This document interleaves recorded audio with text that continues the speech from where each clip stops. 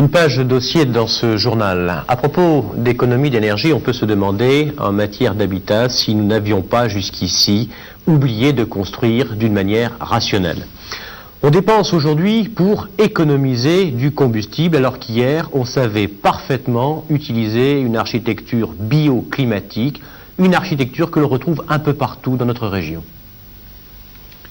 Les Grandes Vallées, un lieu-dit et une maison traditionnelle du Pays d'Hôte, construite au XVIIIe siècle, il y a plus de 200 ans.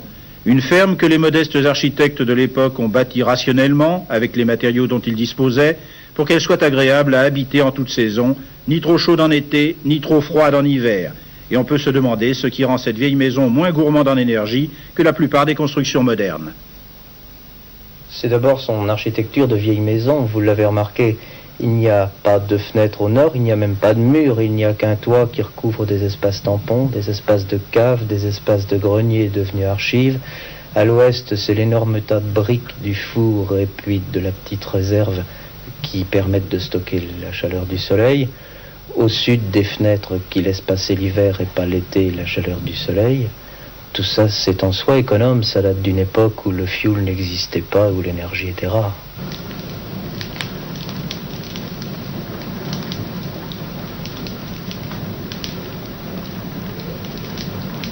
En ce qui concerne le présent, on a essayé de jouer plusieurs cartes. La première carte, c'est la programmation.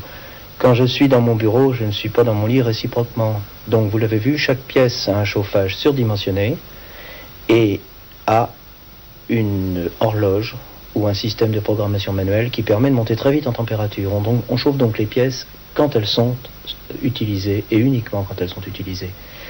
Et qui dit surdimensionnement dit aussi risque de surchauffe de la pièce. Alors c'est la raison pour laquelle chaque appareil a son thermostat.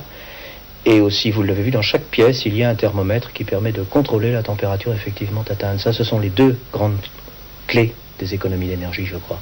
Quand on se rend compte qu'une salle de bain sert en moyenne une demi-heure par jour, elle est chauffée 23h30 par jour en étant vide. Si on arrive à économiser tout ce temps de chauffage, on commence par gagner 96% du chauffage. C'est énorme.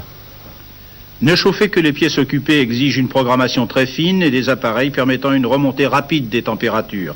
La chaudière multicombustible est la plus rationnelle, mais pas question d'utiliser le classique radiateur à circulation d'eau dont l'inertie est trop importante. En revanche, le ventiloconvecteur est une solution pratique et peu onéreuse. Il s'agit d'un radiateur à eau chaude dans lequel un ventilateur souffle de l'air à travers des ailettes, ce qui permet de réchauffer une pièce en quelques minutes. Il n'y a pas que cette question programmation-régulation, quand même, ici. Vous avez vu que tous les déchets combustibles qui sont triés à l'origine, il y a 3 poubelles, une pour chaque sorte de déchet, tout ce qui peut brûler est brûlé dans la chaudière. Ça fait tout de même des calories récupérées et un petit peu moins de travail pour les éboueurs. Nous avons aussi une récupération sur toutes les eaux chaudes de la baignoire, de la machine à laver, et ici elle sert beaucoup. Tout ça nous redonne de la chaleur, ça suffit pratiquement et même totalement à chauffer l'entrée. Isolation, bien sûr, isolation, tout le monde en parle. On a profité chaque fois qu'il y avait des travaux à faire pour mettre de l'isolation. On a mis de l'isolation sous les sols quand on les a refaits. On a mis de l'isolation au-dessus des plafonds du premier quand on les a refaits. Mais on n'a pas spécialement cherché à faire de l'isolation. Sauf ici, mais beaucoup plus pour pouvoir programmer. Voyez-vous, il y a une petite épaisseur de liège ici, de 4 mm, ce qui suffit pour avoir une impression de chaleur dès que l'air de la pièce est chaud. Ça n'est pas une isolation en soi, ça permet de programmer plus serré. Je crois que c'est essentiel. Si les techniques modernes de programmation et de régulation permettent de réduire le temps de chauffage, il est évident qu'une maison ne peut être économe en énergie sans une certaine philosophie du non-gaspillage. Dans la cheminée brûlent les branchages provenant de la taille des haies ou des arbres, pas de courant d'air sous les portes et fenêtres grâce à la pose de joints, la chaudière avale tous les déchets, carton, papier, qui n'est pas envahi de prospectus publicitaires, et le brûleur à mazout fournit le complément de calories. Ainsi, en 2 mois d'hiver, cette maison de 240 mètres carrés habitable ne consomme pas plus de 200 litres de mazout, le contenu de cette cuve. Et les volets aux fenêtres limitent les déperditions nocturnes.